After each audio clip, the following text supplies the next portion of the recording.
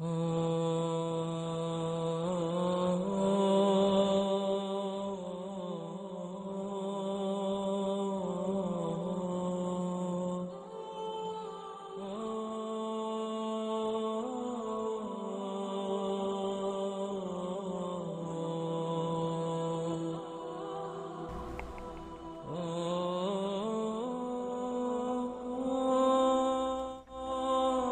الذي أمست به أفكار من دور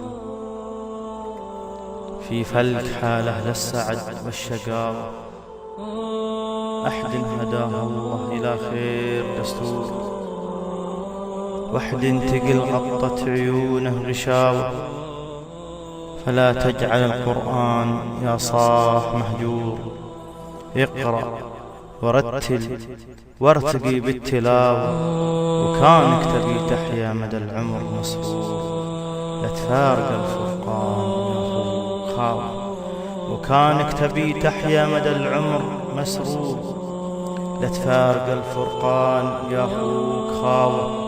بالحرف لك حسنة ولك بالذكر نور، وتشعر معه الإيمان قلبك حلاوة، خله يسجل له مع عقلك حضور، خله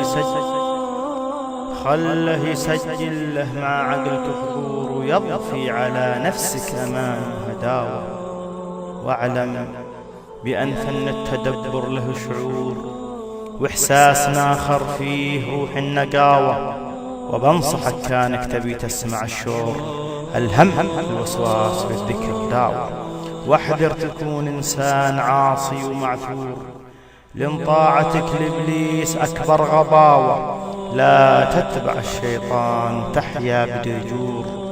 ظلام يناصبك دوم العداوة، لا تتبع الشيطان تحيا بديجور، ظلام يناصبك دوم العداوة، عساك يلي تسمع النصح ماجور، يكفيني الله وانت شر العصاوة، يكفيني الله وانت شر العصاوة.